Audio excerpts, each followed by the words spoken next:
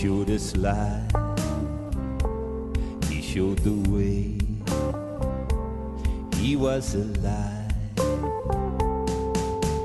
Follow me, he's calling, for today is the day. Follow me, he's calling, there is no other way.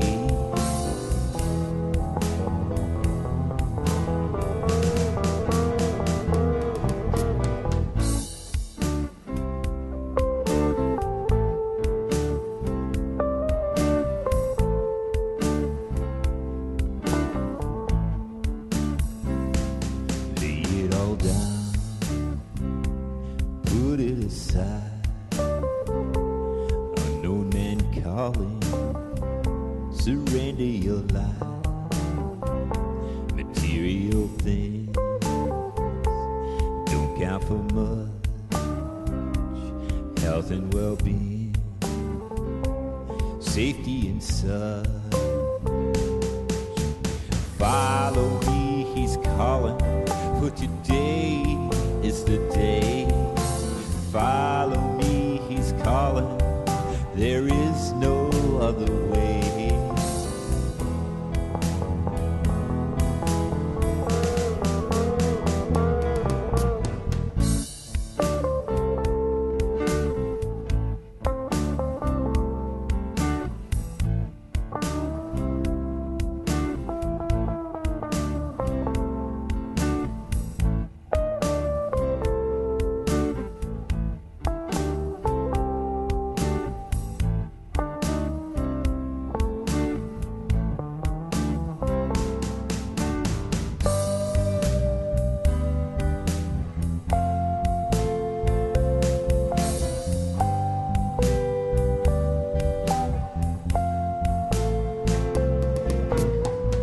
What's your life worth?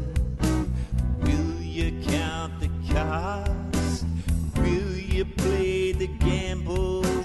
Will you suffer loss? The unknown man is calling, there is no other way. Believe it, receive it, or will you walk away?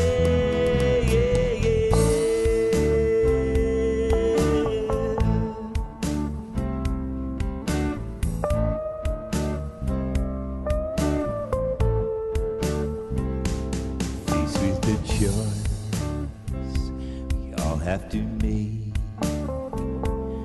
win or lose, it's just what we take. No excuses, no second chance, nail in a coffin, life at a glance. Follow me, he's calling, for today is the day. Follow me, he's calling, there is no other way. Follow me, he's calling, today is the day. Follow me, he's calling, there is no other way.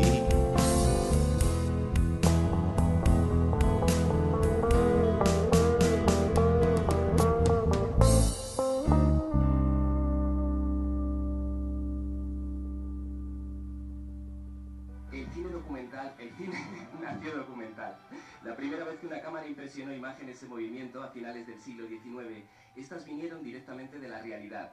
Hoy, más de 100 años después, y tras toda la historia del cine, la aparición de las tecnologías digitales ha devuelto al documental su protagonismo ante la hegemonía de la ficción durante todo el siglo pasado. Parece que el documental fuera el lenguaje con el que el cine se expresa cada vez que vuelve a nacer.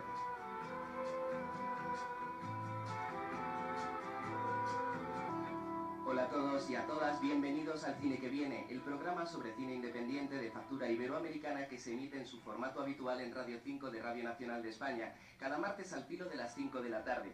Sin embargo, hoy es miércoles, son las 12:02 y lo que escuchas es el formato debate de nuestro espacio, en el marco del 14º Festival Internacional Documenta Madrid. Agradecemos a sus directores Andrea Guzmán y David Varela, que he visto por ahí por lo menos alguno, la invitación que han hecho a Radio Nacional de España para este cuarto debate radiofónico que estamos realizando en directo desde el plató de la Cineteca del Matadero de Madrid, que es la sede central del festival. El documental español del siglo XXI es el tema que nos ocupará las próximas 2 horas. Un relato emocionante que se extiende durante 2 décadas y que vamos a reconstruir desde los principios de este milenio, junto con nuestros 4 invitados que han sido testigos del mismo, pero también con el público asistente a la sala. Por cierto, me gustaría que los oyentes supieran que esta sala está llena de gente y quizás podéis dedicarles un aplauso a los que están en sus casas, ¿no? Un poco frío al principio, pero vais a ver cómo los argumentos van sacando aplausos. Bueno, pues para todos vosotros va este aplauso, ya que nos estáis siguiendo en streaming sonoro a través de rtv.es hasta las 2 de la tarde, o quizás en diferido en Radio 5 entre la 1 y las 2 de la madrugada. Síguelo también en redes sociales bajo los hashtags Documenta Madrid o ECQV Debate 4. Los que estáis aquí lo tenéis ahí escrito, ECQV con mayúscula Debate 4.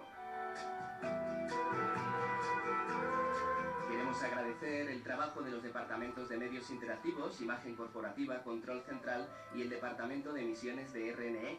Luis Ángel Aceña estuvo en la producción de medios técnicos. Cristina Íñigo, coordinadora de actividades paralelas, estuvo en la producción desde el festival. En la producción del cine que viene y en las locuciones contamos con la inefable ayuda de Cristina Moreno. Lucía Gavilán y Julio Vallejo están ya tuiteando el debate en redes sociales. Mario Cano se encargó del diseño gráfico. Roberto Moreno es el técnico de sala. Además, en la realización técnica, a los mandos de la nave sonora, tenemos a nuestros queridos compañeros Óscar González y Alex Mateos. Tengo que decir que la primera vez que me puse en una mesa de radio, hace 18 años, quien estaba detrás mío por si metía la pata era Alex Mateos, o sea que fijaos si estoy en buenas manos. Muchas gracias, Alex. Y en la dirección técnica y presentación de este cuarto cine que viene debate, quien nos habla, Samuel Alarcón, o si lo preferís, Samu. Pasamos a presentar a nuestros 4 invitados.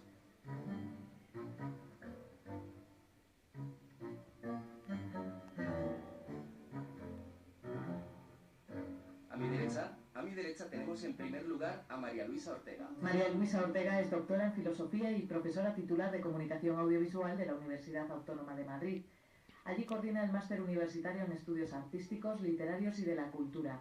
Desde 2004 es docente del máster de documental creativo de la Universidad Autónoma de Barcelona. Es miembro de dirección de la revista Secuencias y autora de publicaciones como Espejos Rotos, aproximaciones al documental norteamericano contemporáneo. Fue programadora además del Festival Internacional de Cine de Granada y de Documenta Madrid. De Documenta Madrid, y aquí te tenemos de nuevo, querida profesora, porque además fuiste quien me descubría Chris Marker, nada menos.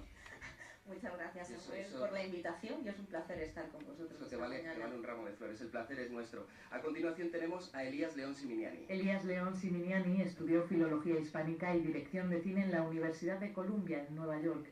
Apasionado de las posibilidades del audiovisual, ha investigado distintos formatos y géneros. En no ficción destaca la serie de microdocumentales Conceptos clave del mundo moderno, cuyas 4 primeras entregas se han alzado con más de 100 galardones internacionales. Elías. Asimismo, Siminiani ha explorado formatos autorreferenciales con piezas como Zoom o Límites, primera persona. De estas experiencias surge Mapa, su primer largometraje, que se alza con el premio al mejor documental europeo en el Festival de Sevilla en 2012 y consigue la nominación al Goya 2013 como mejor largometraje documental. Elías, es que estaba deseando saludarte. ¿Qué tal? Pues nada, encantado de tenerte aquí. Muchísimas gracias por la invitación. Gracias a ti, son muchos años en la brecha. A mi izquierda tenemos a Luis Ferrón. Luis Ferrón es productor y actual gerente de la ECAM, la Escuela de Cine de la Comunidad de Madrid. Comenzó trabajando en productoras como Sogecine, Bambú Films o Boomerang Televisión. En 2011 ingresa en la ECAM como jefe de prácticas. Paralelamente comienza la producción del primer largometraje en solitario de Luis López Carrasco, El Futuro, que fue considerada por la revista Caimán como una de las 10 más destacadas de la década. Produce un año después el segundo largometraje de Ion de Sosa, Sueñan los androides, basado en la novela de Philip K. Dick. Después vendría un título como Los mutantes, de Gabriel Azorín, que en estos momentos se exhibe en festivales como Cinema de Autor de Barcelona. En la actualidad está trabajando en el segundo largometraje de Luis López Carrasco, El año del descubrimiento. El año del descubrimiento, a ver si la vemos pronto, Luis. Esperemos si conseguimos levantar el dinero pronto para poder rodarla. Buenos días. Buenos días, Luis es gerente de la ECAM, pero viene en su faceta de productor punky, como me gusta decir, y hay que decir también que es uno de los que iniciaron junto a mí el Cine que viene debate, esta experiencia que comenzamos en la ECAM el año pasado. Pues sí, y muy contento de que haya habido continuidad con los debates para hablar de esto que nos gusta tanto, que es el cine. Por supuesto, los continuaremos y volveremos a la ECAM. Y para terminar la ronda de presentaciones tenemos a mi izquierda, a Gonzalo de Pedro. Gonzalo de Pedro es programador y profesor universitario. Actualmente dirige el Festival Márgenes, es miembro del equipo de programación del Festival de Locarno de la Cineteca de Madrid y colabora como programador asociado en Transcinema Perú y el FIC Valdivia de Chile. Fue coordinador de programación del Festival Punto de Vista y miembro del comité de selección del desaparecido Festival 4+1. Forma parte del comité de redacción de la revista Caimán Cuadernos de Cine y colabora como crítico en medios como Otros Cines Europa, El Cultural, Levante o Sensacine.com. Gonzalo, gracias por venir. Un testigo privilegiado del cine documental. Gracias por invitarme. Un gusto. Pues vamos a comenzar la primera ronda, que es este primer arranque del cine documental en España en este siglo XXI en la primera década.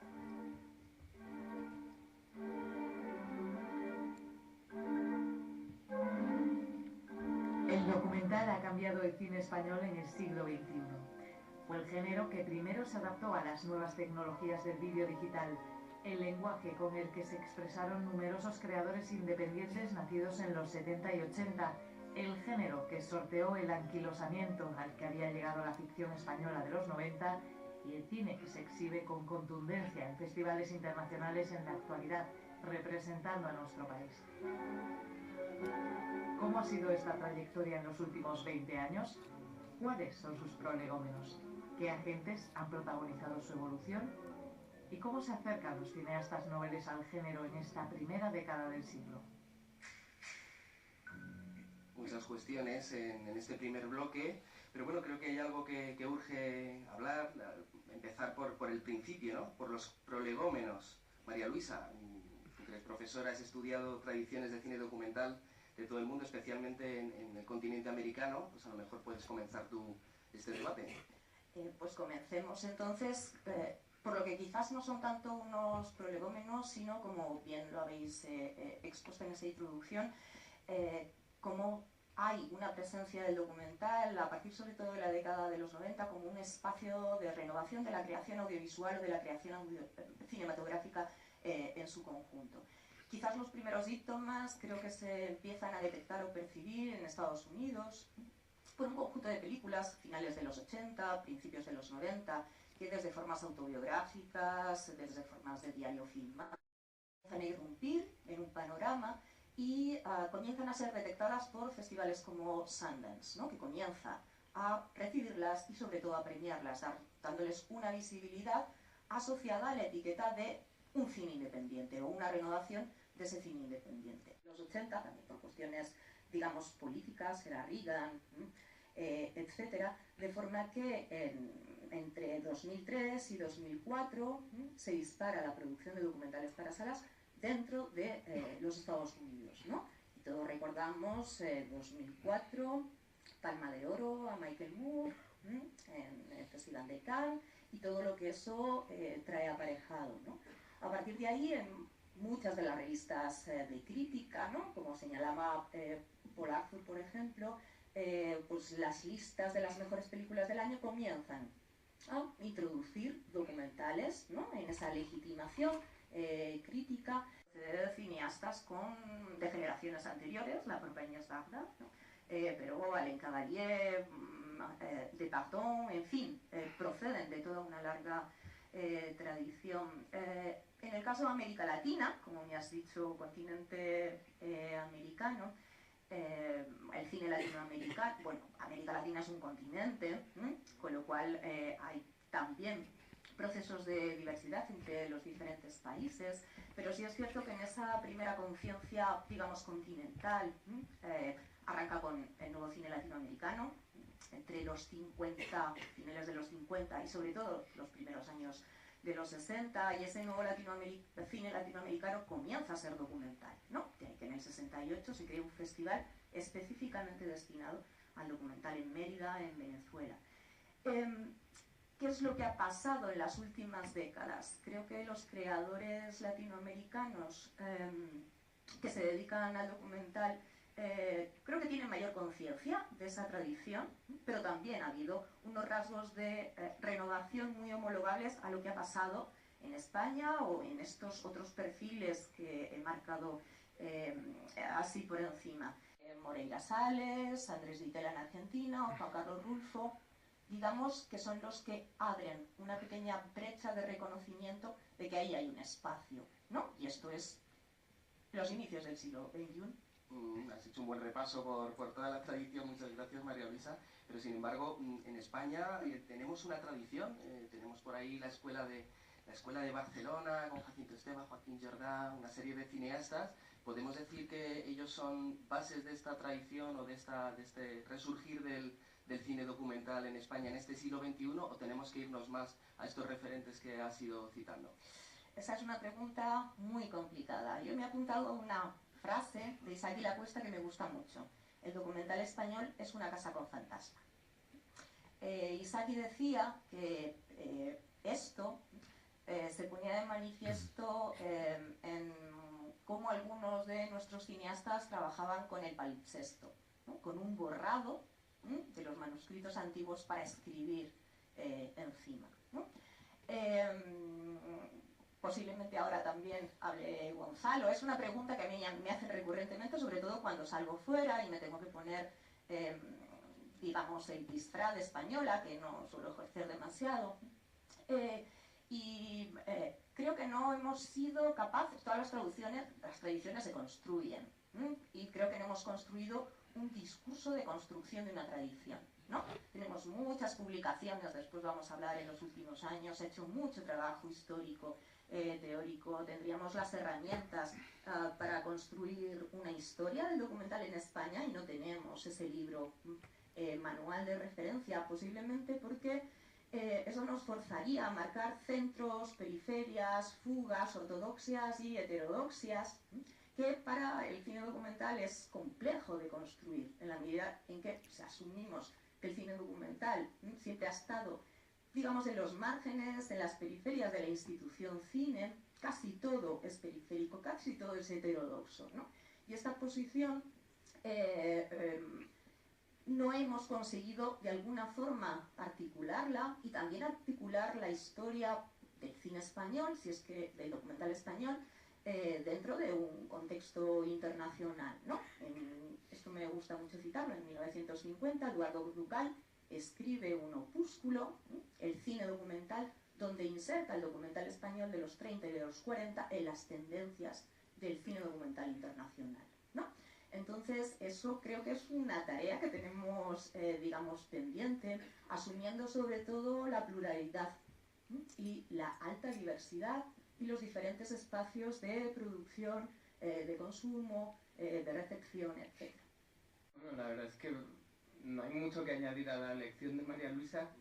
O sea, sí es cierto, me parece, yo cuando trabajaba con Carlos Muguiro en Punto de Vista, hicimos un intento, un muy modesto intento de construir o de trazar esa tradición en un libro que se llama Heterodoxias, que luego generó una sección que ha permanecido desde entonces. Y la verdad es que ese libro, que es difícil de construir porque, de hecho es muy bonito la propia historia del libro porque ni tan siquiera tiene ISBN. Es decir, lo hicimos casi como una especie de publicación ilegal dentro de la institución del festival, lo cual yo creo que está muy conectado con esta condición periférica y siempre un poco marginal del propio documental. A lo que iba es que lo que refleja un poco ese libro, que tenía como varias patas, y una de ellas era intentar trazar una historia más o menos por décadas, consultando con muchísimos académicos, críticos, periodistas. Básicamente es como esa falta de diálogo con la tradición. O sea, yo ahora vengo por cuestiones profesionales de ver documentales y ficciones en Portugal, y es muy interesante. A mí siempre me llama mucha atención cómo los cineastas portugueses son muy conscientes de su propia tradición, de dónde vienen, quiénes son sus referentes. Luego cada uno dialoga con ellos de la manera que puede, de la manera que quiere, pero sí que se ve muy claramente una línea de continuidad en el documental o en un cine que no es el oficial, por lo menos en Portugal, desde los años 50 hasta ahora. Cosa que en España es eso, o sea, es esa sensación todo el rato de estar borrando, estar empezando, estar construyendo, y me parece que, bueno, sí, efectivamente es una tarea que hay que hacer, creo que no solo desde la academia, ¿no? También desde la parte de los propios autores. Es decir, porque parece que en España efectivamente estamos siempre como reinventándonos y todo es nuevo y todo es revolucionario, y en realidad siempre ha habido alguien que ha hecho cosas antes.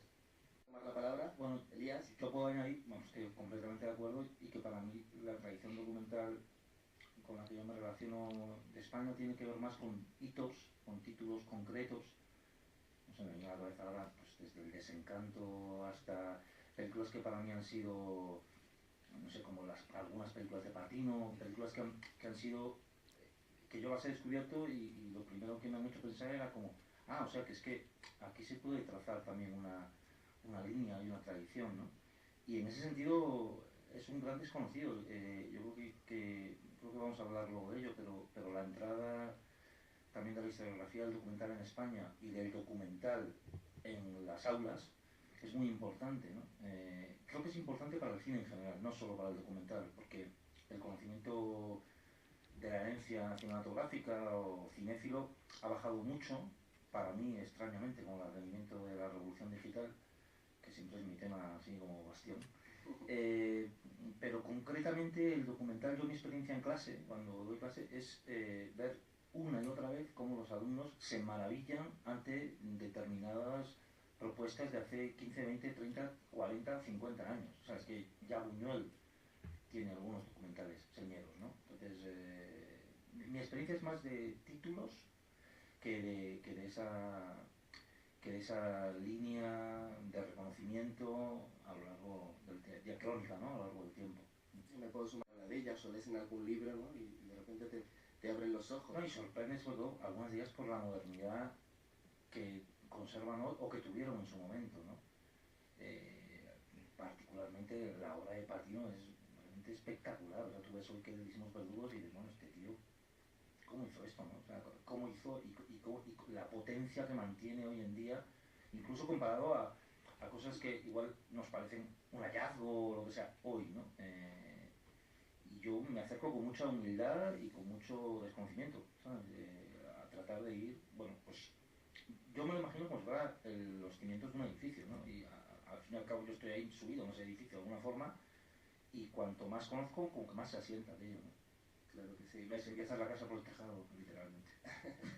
Luis, ¿querías aportar algo? Sí, solo un breve apunte, y es que para nosotros en la gestación del futuro, Canciones para después de una guerra de Martín Patino, obviamente era un referente que teníamos claro del que beber y del que inspirarnos. O sea, que sí que ese sentimiento sobre el que nos podemos ayudar a crear.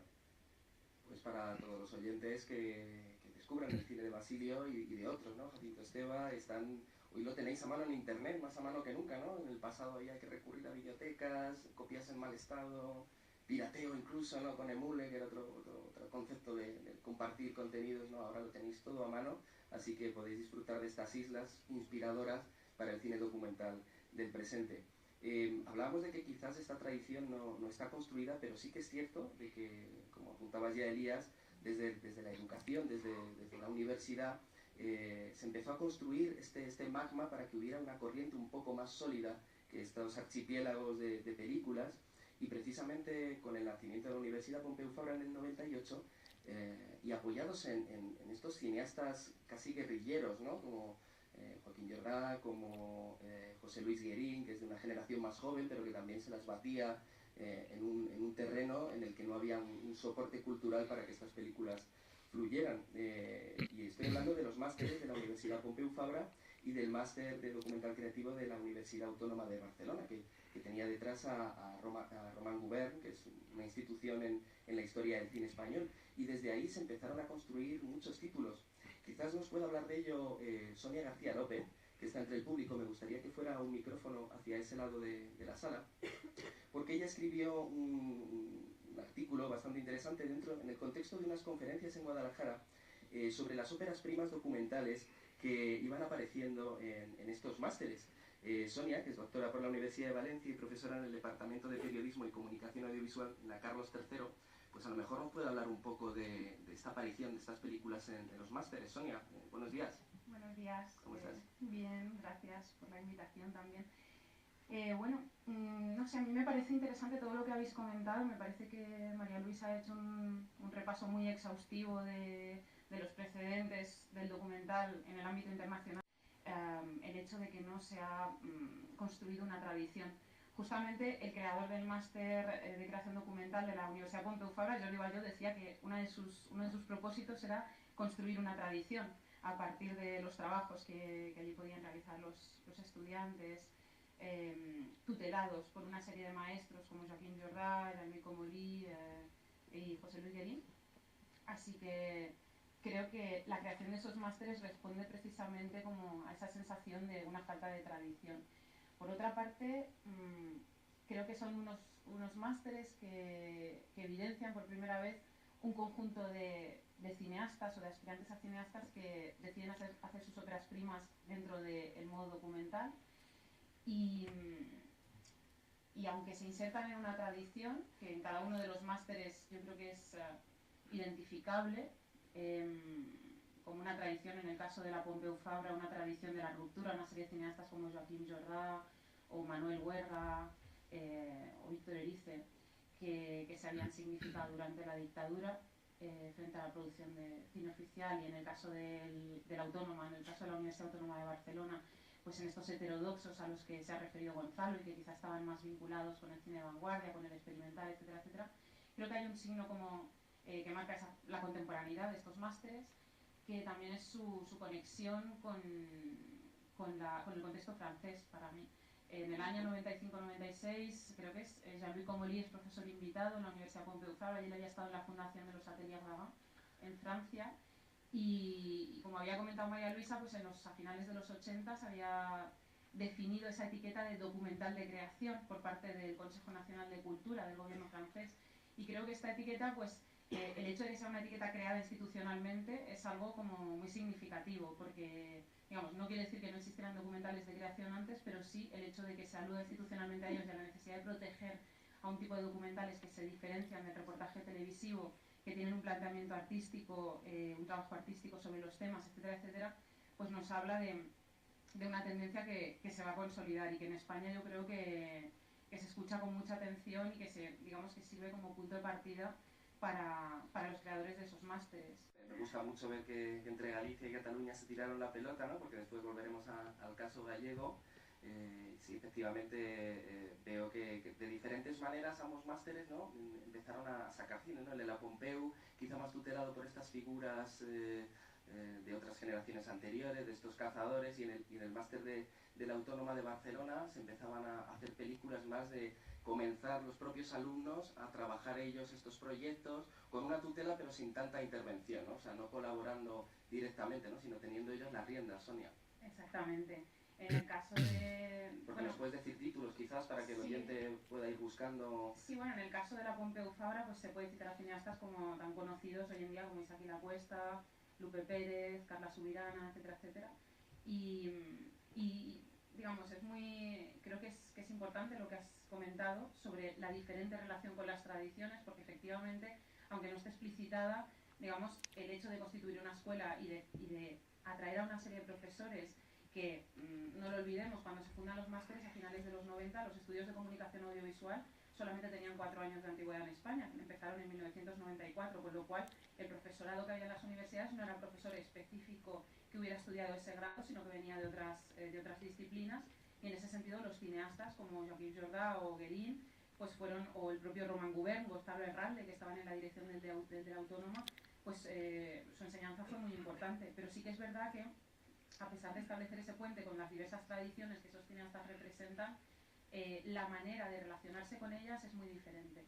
En el caso de la Pompeu, bueno, el artículo que mencionabas antes, digamos que había tomado como referencia 2 películas, Nedar, de Carla Subirana, que es un documental salido de la Pompeu, en el que en el propio documental aparece la figura de Joaquim Jordà como un mentor, como alguien con quien la realizadora consulta para para exponerle sus dudas, sus crisis creativas, etcétera, etcétera. Y por otra parte, en el caso de la Autónoma de Barcelona, pues Iván Zeta, que es el documental de Andrés Duque, que integra la figura de Iván Zulueta. La manera de relacionarse con esos dos mentores, en el caso de Zulueta es que ni siquiera podemos hablar de un mentor, es más un referente, es un poco lo que comentaba Elías, ¿no? Alguien que está ahí, que ha funcionado como referencia.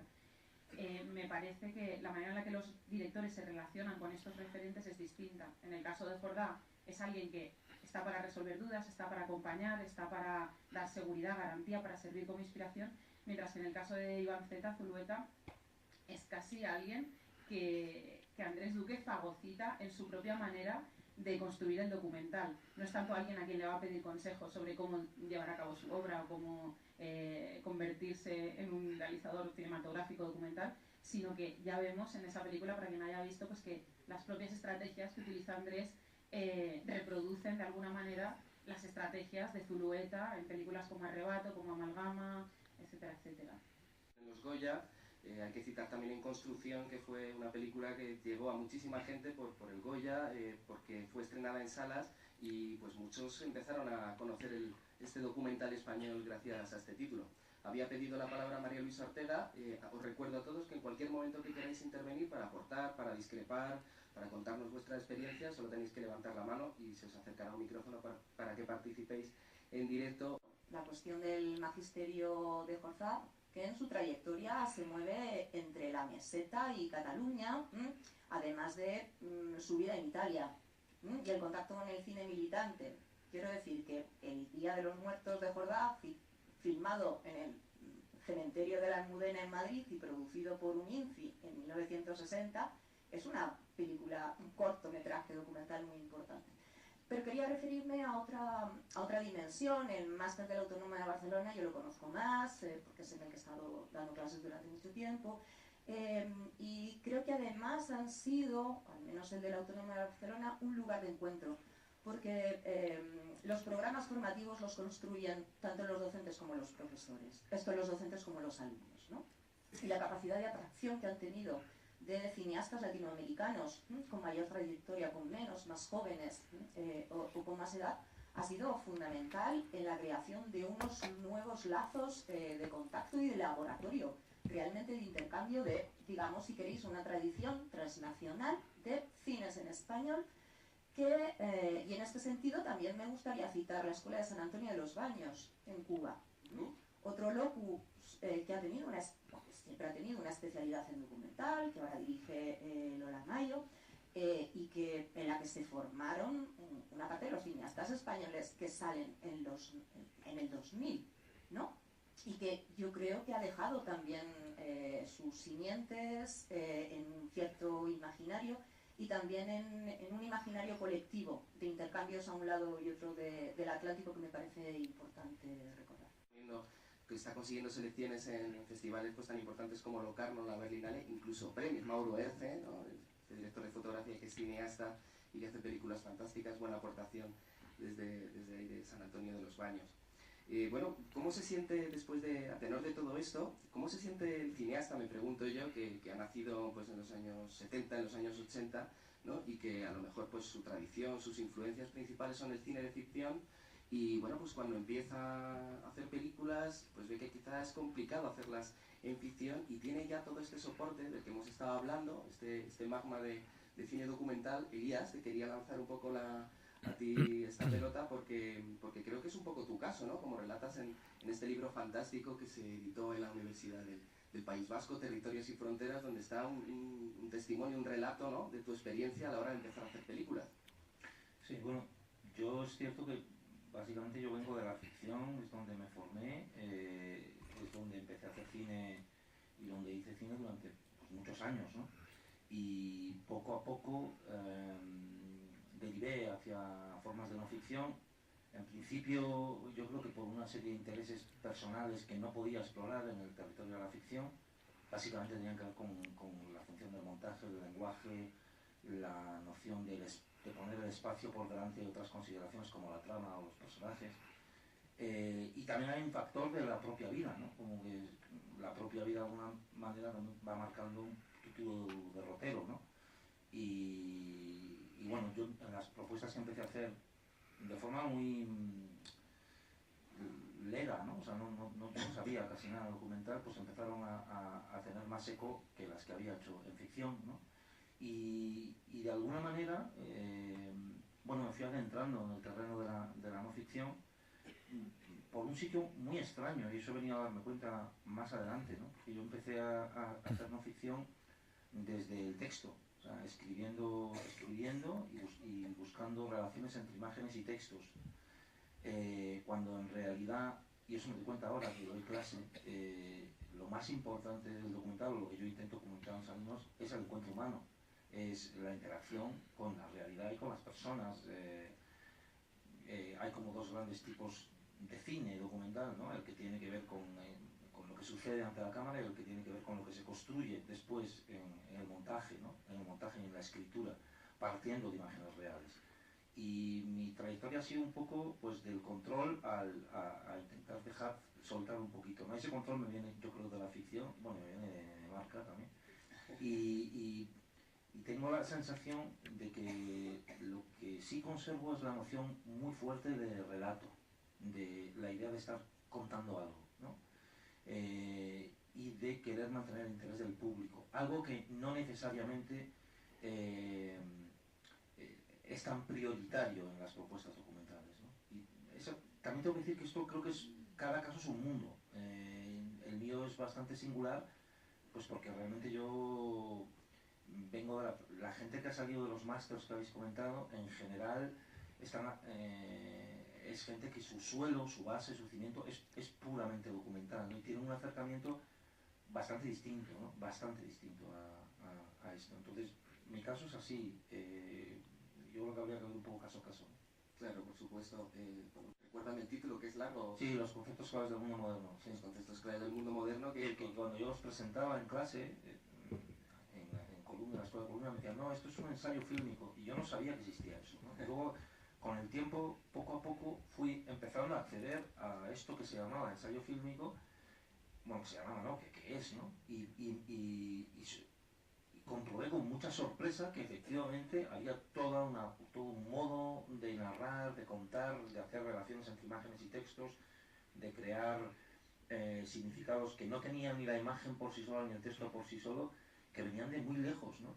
Y fue muy raro, porque yo empecé haciendo estas piezas sin ningún tipo por instinto, digamos, y años después vine a reconocerme, ¿no? Mientras que cuando había hecho ficción tenía intentado hacer películas a la manera de, ¿no? A la manera de los cineastas que yo admiraba, ¿no? Y por eso también creo que es importante encontrar tu propia manera en ficción, en no ficción, en relato, en no relato, pero propia, ¿no? Y eso puede llevar mucho tiempo. Bueno, yo de hecho sigo en ello, ¿no? Pero es algo que yo animo mucho a los estudiantes, ¿no? Como busca tu forma, ¿no? Pues esos cortometrajes albergaban cine de ficción, como puede ser Alcine, el Festival de Cortometrajes de Alcalá, pues bueno, llegaste a conseguir selecciones, incluso premios en el cine, ¿no? Y bueno, pues esto a mí me parece una conquista para el cine documental o no ficción, que ahora entraremos en terminologías. En realidad, lo que determinados cortos documentales hicieron de mitad de los 90 hacia adelante fue un espejo de lo que estaba sucediendo en los formatos de largometraje, ¿no? Y es verdad que de repente... Y ahí hay un factor que es esencial, por lo menos desde el punto de vista de la creación, que es el tema digital, ¿no? El advenimiento de la revolución digital. Eso lo cambia todo, para mal y para bien. Yo creo que 60 para mal, 40 para bien, pero para mí, porque soy un rancio conservador, pero es cierto que esencialmente, nuclearmente, la posibilidad de yo tener un móvil y estar grabando esto ahora mismo, estas personas que nos están, eso lo cambia todo, la noción de tiempo, de espacio, de realidad, lo cambia todo, y creo que todavía no somos conscientes de lo que eso supone y de lo que va a suponer, no solo para el cine, para la vida y para el comportamiento del ser humano, por lo menos en la sociedad occidental, ¿no? El tener una herramienta a mano que puede captar todo lo que tenemos alrededor. Sí, y la capacidad de poder hacer y hacer y hacer y hacer y hacer sin ningún tipo de filtro, y la capacidad de poder cambiar instantáneamente, la idea de que no hay preparación porque todo se puede hacer sobre la marcha, tiene su parte mala y su parte buena. Pues aquellos estudiantes de cine que están comenzando, pues que tengan en cuenta estas palabras y nos escuchan, y que, pues que se aprovechen, ¿no?, de esta deriva que puede ser comenzar a hacer una película sin control. Luis, si no inicia en la producción de cine, comienza pues, en largometrajes españoles, trabajando para diferentes productoras grandes, ¿no? No sé si se te pasaba por la cabeza acabar siendo productor también de cine documental o los híbridos que vas haciendo. Pues yo creo que no, o puede que sí, es decir, siempre, como decía Elías, como uno se va llegando a su carrera, tiene parte de dirigida, ¿no?, de olor que uno quiere hacer y después la vida va aconteciendo. Desde luego, lo que no tenía claro cuando empiezo a dedicarme a esto es que iba a hacer no ficción porque no tenía ni idea de lo que era la no ficción. Yo me acerco al cine, yo estudio en la ECAM, de hecho, cuando hace ya muchos años, y hago producción. Y en la ECAM entonces no existía nada vinculado al documental ni vinculado a la no ficción. Ahora ya por fin sí que tenemos también en la escuela de Madrid documental, y desarrollo mi carrera como técnico, y poco a poco va habiendo un interés en gente de mi entorno que va desarrollando películas vinculadas al documental, vinculadas a la no ficción, y ahí es donde doy el paso a producir. Me quedo un poco aquí. Los procesos cinematográficos son bastante distintos, ¿no? Porque desde un lado partes de la libertad de las historias que quieres contar y otros planteamientos, aunque también lo que lo complica es después la relación con el público, que creo que de esto queremos hablar un poquito más tarde, y de los caminos de financiación. Pero bueno. Hablaremos un poco más tarde, sí, porque esa libertad también te puede dejar solo, ¿no? Cuando estás intentando sacar un proyecto de este tipo adelante. Pues no sé si te deja solo, porque creo que precisamente en la complejidad de levantar proyectos lo que te hace es asociarte más, o la necesidad de asociarte. Lo que sí que complica es la continuidad, es decir, los tiempos que pasan desde que un autor, un director, un productor hacen una película hasta que pueden hacer la siguiente. Claro. Siempre los tiempos de financiación de una película dilatan. Está saliendo el término de no ficción recurrentemente, y pues mucha gente se preguntará en sus casas, bueno, si estamos hablando de cine documental, ¿por qué se habla también de no ficción? ¿Son sinónimos? ¿Son complementarios estos dos términos? No sé si alguien de la mesa quiere ayudarnos a aclarar. Yo, desde luego, para diferenciarlo a lo mejor, no ficción del documental clásico, o es no ficción lo mismo que hablar de documental creativo o documental experimental, que es este término que maneja José Chocerdán en ciertos textos académicos. No sé quién quiere recoger el testigo. Gonzalo, quizás. Con las miradas nos estamos tirando la pelota. Venga, vais a empieza tú, aportarlo Gonzalo. después. No sé, hombre, yo aquí yo doy clases también ahí justamente con Josécho en la Carlos III, y solemos arrancar las clases justamente poniendo un poco en duda la idea de documental. Tú has arrancado el debate mencionando esta idea del cine nació documental. En realidad la primera toma de los Lumière está saliendo de la fábrica, la rodaron 3 veces, y de hecho la canónica, la que más veces se pone, que es cuando finalmente se cierra la puerta, se rodó en domingo. Es decir, los Lumière cogieron a sus trabajadores, les obligaron a fingir que estaban trabajando un domingo, por eso además van vestidos distintos, no van vestidos de faena, sino de trajes de misa, porque les hicieron ir el día que ellos iban a ir a misa. Es decir, que el canon del documental se funda en una puesta en escena. Ajá. Con lo cual, a partir de ahí ya la cosa, creo que la lectura, es decir, y la propia idea de documental nace mucho más adelante. Nace en los años 20, es Grierson que se inventa el término para hablar de Flaherty, de Nanook. Que Nanook es una película en la que cuando Nanook y sus familia están tirando para sacar una foca, no recuerdo qué es del agua, lo que hay del otro lado es el equipo de la película tirando de la cuerda. Nanook tenía 2 mujeres, una de ellas desaparece en la película porque para la moral de la época que tuviera 2 mujeres era inaceptable, con lo cual construyen una versión. Es decir, que yo creo que en realidad la idea esta canónica de documental se funda mucho más adelante, se termina consolidando en los años 60, sobre todo con el cine directo, ¿no? Con esa idea de una observación no intervenida, etcétera, pero en realidad la cosa es bastante más compleja desde el principio, o en realidad es mucho más simple desde el principio y lo hemos complicado después, no lo sé. Y bueno, sí es cierto efectivamente que a partir de los 80, con la posmodernidad, etcétera, entran nuevas formas, pero me parece que la propia idea documental en realidad deberíamos repensarla un poco. Es decir, que deberíamos repensar esa relación con la realidad, etcétera. Ya estaba más complejizada, o se aceptaban unas cosas que después hemos terminado por asumir como novedosas, ya estaban introducidas desde el principio. Un tratamiento creativo de la realidad, ¿no? Diego hablaba del punto de vista documentado, poniendo primero punto de vista sobre el documento. Es decir, que ya estaban todas esas ideas, ya estaban en el debate o en el pensamiento documental.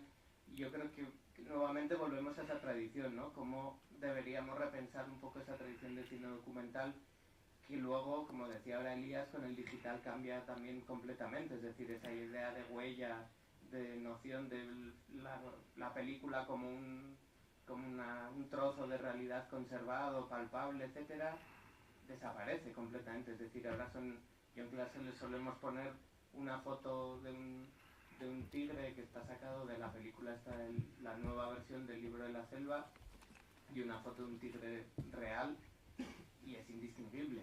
Es decir, que ahora una imagen creada por ordenador y una imagen tomada de la realidad, si uno las analiza informáticamente, no se diferencian en nada. Es decir, son exactamente iguales en todos los términos. Con lo cual eso ya añade... Creo que en realidad es Fontcuberta, por ejemplo, el que habla de... Él se refiere a la fotografía exclusivamente, pero creo que es bastante extrapolable al cine. Él habla de la fotografía analógica como un paréntesis en la historia.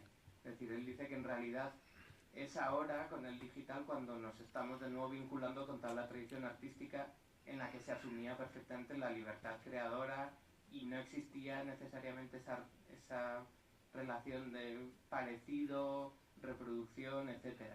Sí, él habla de eso, del analógico como un paréntesis que para él ya está bien que los vayamos dejando atrás, porque hay unos conceptos que como que nos impiden un poco entender y relacionarnos con las imágenes contemporáneas. Sí, lo que ha dicho, yo creo que todo el discurso sobre el cine documental se articula, para mí personalmente, en torno a los 60, ¿no? Y en torno al advenimiento del cine directo, sobre todo a esa idea de no intervención, a esa idea de que se podía filmar algo y minimizar la distancia entre quien filma y quien lo ve, entre el director y el espectador. Con todas estas imágenes es también cuando empieza a llegar la televisión en directo, todos esos momentos como icónicos de se retransmite la televisión, la guerra de Vietnam cada noche en el salón de cada casa, se genera como una escuela muy firme en respecto a la posibilidad de que la gente pueda acceder a una realidad distante a ellos sin apenas mediación, cosa que como escuela creativa es esencial y abre una dimensión nueva al cine, pero que como todo lo que se lleva al extremo es falso, ¿no? Es falso porque siempre existe una mediación. Puede ser más evidente o menos evidente, pero ya la propia idea de encuadre, de decir de todo esto es lo que se va a ver, esto es lo que yo le voy a enseñar a la gente, ya es una mediación, ¿no?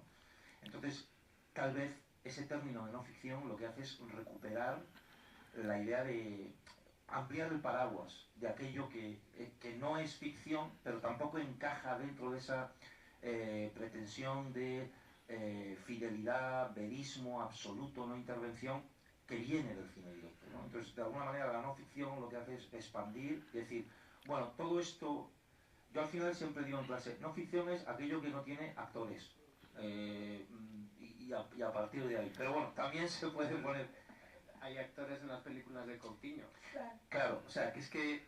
y yo creo que de alguna manera eso es también la riqueza, ¿no? Que podamos estar aquí hablando y hablando y hablando del término y no vamos a llegar a conseguir... Yo, en un tiempo que pasé un par de años que estaba como más rabioso con la crítica y decía, oye, la crítica no se pone las pilas, no consigue encontrar un término que realmente denote qué es esto, toda esta zona híbrida entre la ficción y la no ficción. Y yo creo que tiene que ver con lo que ha dicho Gonzalo, con recuperar la idea de creatividad. Aunque... Y Elías, el término documental, desde la construcción discursiva que de él hace John Grierson, ha sido discutido incluso por sus propios compañeros, ¿no? Alberto Cavalcanti, miembro del movimiento documental británico, en los años 30 ya decía, este término es casposo y aburrido. Y Cavalcanti lo que proponía es, llamemos a esto que estamos haciendo neorealismo, en el año 36. ¿Por qué? Precisamente porque las prácticas documentales de esa época y las que van a continuar en los 40 y en los 50 eran dramático-narrativas y obviamente constructoras de una puesta en escena además muy férrea. ¿De dónde nace el cine directo? El cine directo inicial, precisamente como reacción a eso. Richard Leacock había sido operador de cámara en Eugene Story con Flaherty. Y precisamente la reacción del cine directo es precisamente a esas formas anquilosadas de la estructuración también dramatúrgica y una retórica del azar que es igualmente inventada y construida. Claro, Leacock utilizaba una metáfora, decía, yo era físico, y yo cuando hago películas soy tan absolutamente restrictivo como cuando me dedicaba a la física. Yo hago un circuito eléctrico y soy altamente restrictivo, ¿no? Para medir aspectos de la realidad natural, ¿no? Y es verdad que también es en esos años cuando los Macy's comienzan a utilizar non-fiction film, nosotros somos filmmakers, ¿no? Que hacemos non-fiction film, precisamente para renovar los aires, y es esa etiqueta a la que hemos venido recurriendo un poco, pero como ha pasado a lo largo de todos los años, ¿no? Para que cuando hablamos de documental no pensemos en las formas más domesticadas o anquilosadas, ¿no? Y otro nivel que posiblemente es en el que nos movamos, que son de los lenguajes, de los diálogos con prácticas audiovisuales o cinematográficas, ¿no? Y la tradición documental y una parte importante de la no ficción como campo de experimentación con lenguajes y con discursos siempre se ha venido oponiendo a lo hegemónico, sea, digamos, la hegemonía del documental más acomodado, lo decía el propio Jean Vigo, en el punto de vista documentado decía, la diferencia que hay entre este documental social y los documentales tradicionales es esta, el punto de vista, ¿no? Entonces, esa tensión siempre ha sido, vuelvo a lo de las ortodoxias y las heterodoxias, ¿no?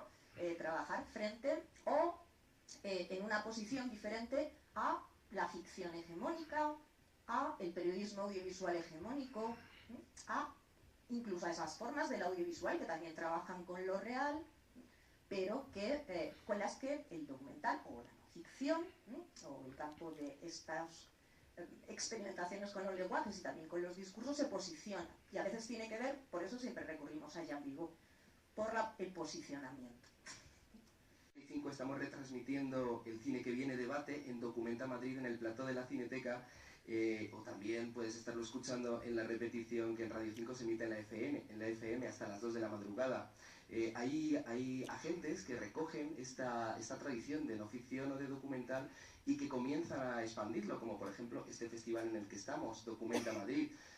Hasta ahora el cine documental, hasta ese punto, en mediados de la primera década del siglo XXI, pues está en secciones paralelas de festivales grandes como Tiempo de Historia en Valladolid, secciones dedicadas exclusivamente al documental donde entran propuestas pues quizás menos arriesgadas, pero cuando empiezan a aparecer los festivales exclusivamente dedicados al documental se empiezan a albergar estas propuestas, ¿no? Que ya van apareciendo, aunque sus propios creadores no sepan muy bien lo que han hecho, ni sepan muy bien a qué festivales enviarlos, ¿no? Que esto es un hecho. Hoy me ha llegado un mensaje de dos personas muy queridas que empezaron a hacer algo muy complicado en Galicia, son Ancho y Sara, y vamos a escuchar el mensaje que nos han dejado. Con todos nos enfrentábamos a un doble reto, porque por un lado se trataba de defender un modelo de festival diferente, bastante atípico, bastante particular y dedicado en exclusiva al cine documental, y por otro lado estaba la dificultad de hacerlo en una localidad pequeña como estoy, en la frontera, casi en la periferia de la periferia. Y lo sorprendente es el haber sido capaces de lograrlo, ¿no? El haber sido capaces no solo de consolidar y ganar una notable proyección internacional, sino también de haber sido capaces de convocar y atraer a un público que es extraordinariamente masivo, abierto, participativo, absolutamente heterogéneo, curioso, exigente. Podría decirse que hemos creado un público en torno a este género, ¿no? Un público con el que hemos ido aprendiendo y creciendo a la par y con el que hemos sido testigos y hemos compartido pues, la increíble y maravillosa evolución que ha vivido el cine documental a lo largo de esta última década.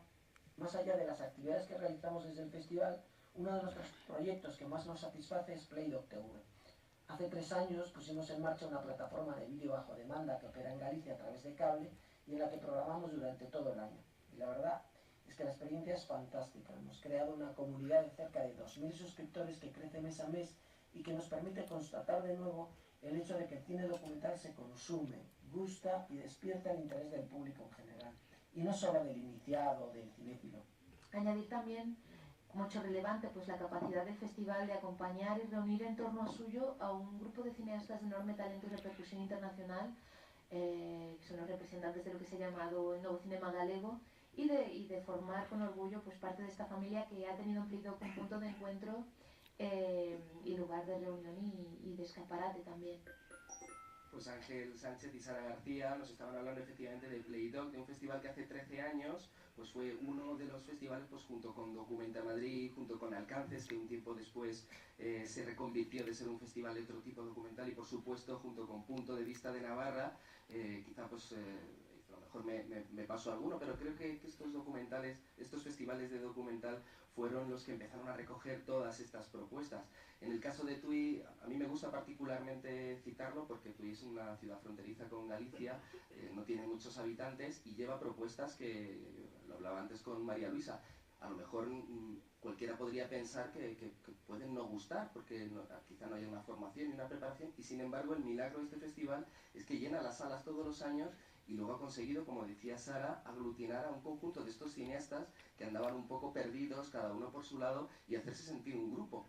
Y esto ha ocurrido en Galicia, ocurrió también en Cataluña en torno a estos másteres, y en Andalucía y en Navarra pues en torno a estos festivales, y por supuesto luego en Madrid, que pasaremos a hablar ya que estamos aquí en Documenta, ¿no? de este protagonismo. Bueno, quiero aportar algo de la importancia de los festivales.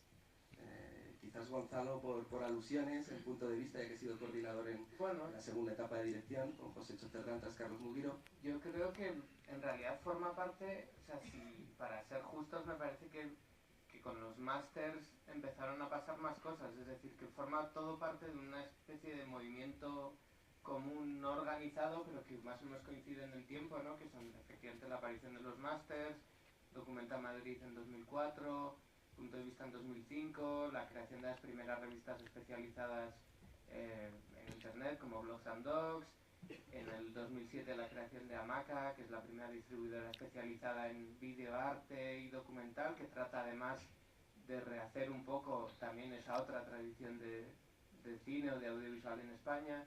Es decir, que creo que hay un momento que es efectivamente a principios de los años 2000 cuando una serie de elementos empiezan a operar todos juntos y terminan bueno, pues eso, cristalizando en esta especie de lo que se llamó boom documental, o como lo queramos llamar, o cierto reconocimiento, que yo creo que en realidad todo se retroalimenta unas cosas a otras. Es decir, los másters formaban alumnos, los alumnos demandaban películas, espacios donde verlas, los festivales también ayudaban a crear esos públicos, también atendían a movimientos, es decir, a esas necesidades que estaban generando también los másters.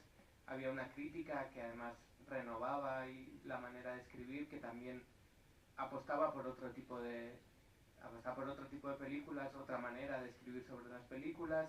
Es decir, que me parece que hay varios elementos que juegan todos a la vez. Es decir, no creo que los festivales sean más relevantes que los másters. Creo que todo, a diferentes maneras, a diferentes niveles, opera todo junto. Me parece que es justo reconocer todo el trabajo de toda esa gente, porque creo que realmente es importante. Es decir, que unos no pueden existir sin los otros. Es decir, que los festivales respondían también a un cierto interés, pues los festivales no hubiesen funcionado si no hubiese un público formado o un público interesado en ellos. Es decir, que los festivales tampoco hubiesen funcionado si no hubiese habido medios que les dieran eco a sus propuestas. Es decir, que creo que al final es toda una especie de red de agentes que de manera más o menos desorganizada terminaron funcionando juntos. Confluyendo, ¿verdad? Sí, confluyendo. Y sí, bueno, los festivales al final son como la cabeza más visible, ¿no? Porque son los que generan más atención por esta cultura del espectáculo. Es una cosa que pasa durante una semana, va mucha gente y genera mucha atención, pero luego hay un trabajo que se desarrolla a lo largo del año que es igual o más importante. Plenamente con Gonzalo, ¿no? Que los festivales son un agente más entre lo que podríamos llamar una tupida red que se ha ido entretejiendo, ¿no? Respecto precisamente a la crítica, que ha sido fundamental, ¿no? No solo revistas como Blogs and Dogs, ¿no? Sino también cómo ha ido permeando en otra crítica más generalista la atención a los documentales, que viene provocada por primero los estrenos en sala, a partir también de finales de los 90, y después la presencia en festivales no solo especializados, sino generalistas, ¿no? El premio a En Construcción en San Sebastián es un punto de inflexión, ¿no? Al año siguiente se crea el Goya al mejor largometraje documental. Me parece que no es casual, ¿no? La coincidencia en las fechas. Pero también respecto a los festivales, tanto especializados como generalistas, porque en algunos, digamos, dedicados al cine independiente, como el Festival de Las Palmas, se comienzan a organizar muchas retrospectivas monográficas sobre ficción y no documental, acompañada de publicaciones, luego hablaremos quizás un poquito más de eso. Es el nuevo estatus que los festivales de cine comienzan a tener a nivel internacional en el siglo XXI como una pantalla más. Ya han dejado de ser, digamos, ese modelo de festival tradicional de un paso para la exhibición en salas o donde sea, y se convierten en una pantalla más, y muchos festivales del mundo funcionan como tal, una pantalla más con esas otras pantallas digitales, ¿no? Hamaca, festivales que tienen también su programación en red disponible, márgenes, etcétera. Con lo cual, ese nuevo estatus de los festivales, además de todos esos festivales internacionales, empezando por el ITFA, que tienen asociadas ayudas a la producción, están creando un tejido, digamos, transnacional con una movilidad fundamental de cineastas y de películas, que está produciendo diálogos altamente intensos, también donde se están encontrando en las citas, digamos, planetarias de los festivales, donde también los cineastas y los objetos, las películas, ¿no?, interaccionan. Y creo que tiene mucho que ver, o explica algunas cosas de lo que está pasando a nivel internacional en la no ficción. Claro, ¿no? Que también empezó a recoger estos títulos. El Festival de Málaga, que está estructurado de una manera pues más cercana al cine de ficción convencional, fueron de los primeros que comenzaron a hablar de cine documental, ¿no? Tiene una sección efectivamente oficial de cine español y latinoamericano. Y luego hay una cosa también importante. Yo destacaría de lo que han dicho Gonzalo y María Luisa, el papel de la crítica, ¿no? El papel de la crítica y especializada y no especializada, y sobre todo yo creo más que la crítica, porque también con el tema del rendimiento digital ha surgido mucho blog, mucha gente que escribe sobre cine, pero no es necesariamente crítica. Mucha de esa gente ha escrito sobre cine documental, sigue haciéndolo hoy, y yo creo que la gente que escribe sobre cine, particularmente sobre cine no ficción en los últimos años en España, de alguna manera han balanceado la falta de ventanas y la falta de público. O sea, hay películas que se conocen entre un poco una cierta escena, casi porque se habla de ellas que porque las has visto, porque es que no hay oportunidad para verlas, ¿no?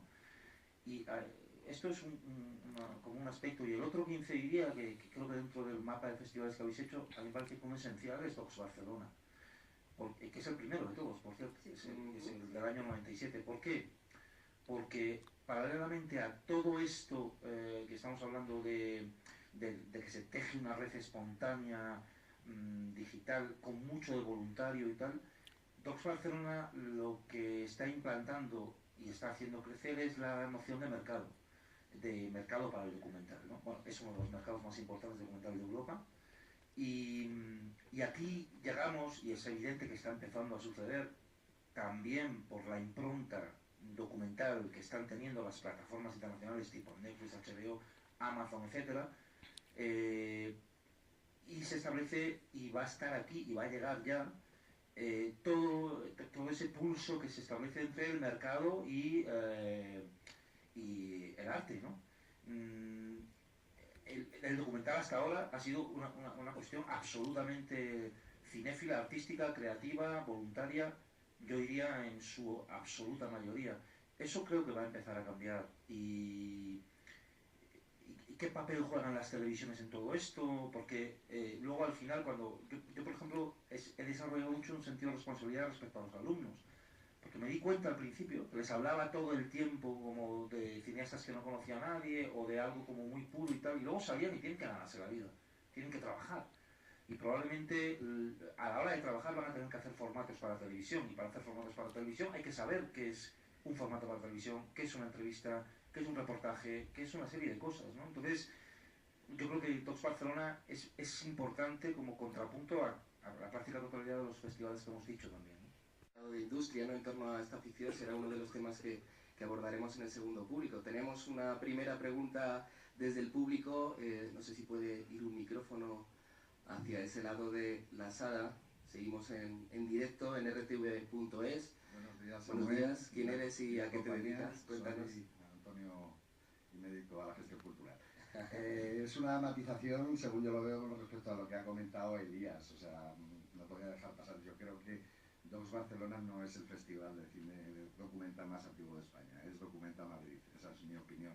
Talks Barcelona sí que era un evento relacionado con un encuentro de producción y de pitching, y también se había alguna proyección, pero no era festival de cine en 2004. También es verdad que el festival de cine documental más antiguo o anterior a Documenta Madrid era en Barcelona, pero no era Talks Barcelona, era el de Hugo, no me acuerdo cómo se llama, Docúpolis. Era el que dirigía Hugo, ese sí era anterior a Documenta Madrid, pero ahora mismo Documenta Madrid es el festival de cine documental más antiguo de España. Gracias, Antonio, creo que sabes de lo que hablas, fuiste el primer director de Documenta Madrid y te agradezco muchísimo que estés aquí. No sé si hay desde el público más aportaciones a este tema tan interesante que es la difusión de los festivales. Si no es así y no hay más alusiones por parte de los que estamos aquí, a lo mejor podemos ir al segundo bloque que va a introducir esta segunda a nuestro presente, ¿no? que es un futuro muy abierto pero también muy incierto.